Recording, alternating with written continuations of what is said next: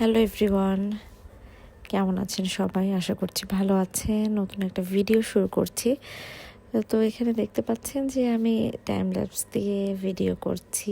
ভাবছিলাম যে পুরো মেকআপটাই যদি দেখানো যায়, কিন্তু কিছুক্ষণ করার পরে খুবই বোরিং লাগছিল। পরে আমি অফ করে দিয়েছিলাম।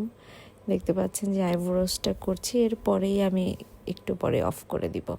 কিন্তু লাস্টে গিয়ে আমি যে উদ্দেশ্যে টাইম ল্যাপসে ভিডিওটা করেছিলাম যে আমার ফুল মেকআপটা যাতে দেখা যায়, সেটার ফুলটা দেখানো হয়নি। কিন্তু চুলটা, হেয়ার ডুটা যেভাবে করেছে সোনিয়া আপা, সেটা আমি দেখাতে পেরেছি। খুব সুন্দর করে চুল করে উনি, যেদিন যেভাবে বলে দেই সেভাবেই করতে পারে। খুব ভালো লাগে। দেখতে পাচ্ছেন যে খুবই সুন্দর করে ব্যাক কম করছে, যেভাবে যেভাবে বলছি সেভাবে করার ট্রাই করছে। দেখতে থাকুন। বসে আছি, বসে বসে বোর হচ্ছিলাম। পেছনে যদিও গান বাজছিল, কিন্তু গানটা দিলেই কপিরাইট ধরছে, তাই ভাবলাম যে আপনাদের সঙ্গে একটু গল্প করি। এখন রাত বাজে 2:30, শুয়ে শুয়ে ঘুম আসছে না, তো এই ভিডিওটা অন করে আমি ভয়েস ওভার দেওয়ার চেষ্টা করছি। এই যে স্প্রে করলে আমার খুবই প্রবলেম হয়। আগেও হতো, কিন্তু শুদ্ধ হবার পর থেকে বা প্রেগনেন্সির সময়টা থেকে আমি এই হেয়ার স্প্রে স্মেলটা একদমই নিতে পারি না। খুবই মানে কি বলবো, আমার মনে হয় যে আমার নিঃশ্বাস বন্ধ হয়ে আসছে, এরকম একটা ব্যাপার হয়ে যায়। যাই হোক, ওনাকে আমি বললাম যে সামনের চুলটা মাঝের সিঁথি করে একটু একদম চাপিয়ে করতে চেয়েছিলেন, কিন্তু আমি বললাম যে না থাক, একটু ফুলা থাক, কিন্তু মাঝখানের একটা ডিভাইড করে ভেতরে ঢুকিয়ে দিবেন, আর পেছনটা একটু হাইট আপ করে ফুলানো থাকবে। একটু ওল্ড ফ্যাশন হলেও এখন কিন্তু এই মডার্ন লুকের সঙ্গে এই চুলগুলো ভালো লাগে, ফিউশন। আর আমার সবসময় মনে হয় যে একটু যদি যে কোনো লুকে ফিউশন করা যায়, তাহলে দেখতে ভালো লাগে বা সবাই পছন্দ করে, একটু ডিফারেন্ট ব্যাপার আসে। যাই হোক, পেছন দিয়ে মানুষজন যাওয়া আসা করছে, আর আমি আস্তে ধীরে আমার মেকআপটা করছি। বেশিরভাগ সময় আমি নিজের মেকআপ নিজে করি। চুলগুলো যে থাকেন সে করে দেয়, আর মেকআপটা দেখা যায় যে আমি নিজেই করি। কারণ নিজে করলে কি হয়, দেখা যায় একই রকমের হয় সব সময়।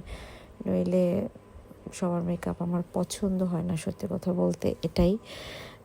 একটু খুঁতখুঁতে লাগে, মনের মতো হয় না, তাই নিজে করি।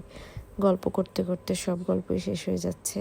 ভিডিওর দিকে তাকিয়ে দেখি এখনও আরও 2 মিনিট বাকি। তার মানে আরও 2 মিনিট আমাকে বক বক করতে হবে। আমি জানি না শোনা যাচ্ছে কি না।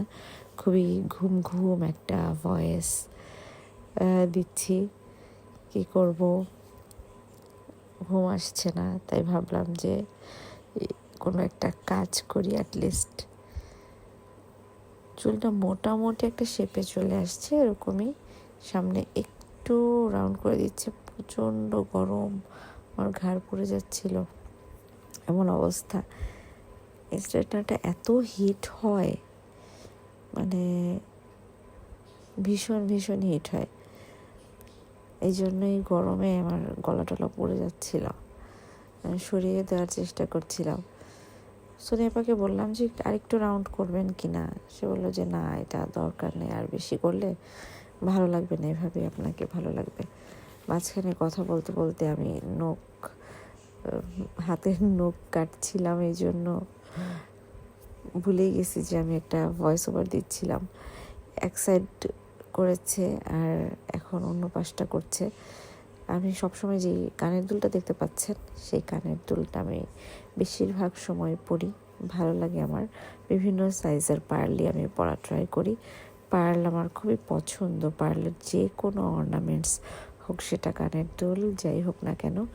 আমার ভিডিওতে এখনও 1 মিনিটের মতো ভয়েস দেওয়া যাবে। তো বলে রাখি, আমি এখন থেকে নিয়মিত ভাবছি যে ইউটিউবে টুকটাক ভিডিও আপলোড করব। তো যারা দেখবেন অবশ্যই সাবস্ক্রাইব করবেন, আর যদি না করেন তাতেও সমস্যা নেই, ভিডিও দেখলেই হবে। দেখতে থাকুন, পাশে থাকুন, আর এই ভিডিওর আমি লিপস্টিকটাও আমি শ্যুট করেছি, সেটাও আপনারা দেখে নিতে পারেন যে কিভাবে আমি আমার লিপসে লিপস্টিক অ্যাপ্লাই করেছিলাম খুবই সুন্দর করে। তো সেটাও দেখে নেবেন, এই আর কি। তো সবাই ভালো থাকবেন, সুস্থ থাকবেন, আর অবশ্যই অবশ্যই আমার জন্য দোয়া করবেন। খোদা হাফেজ, bye bye, tata bye bye বলা শেষ, এখনও আমার ভিডিও শেষ হচ্ছে না।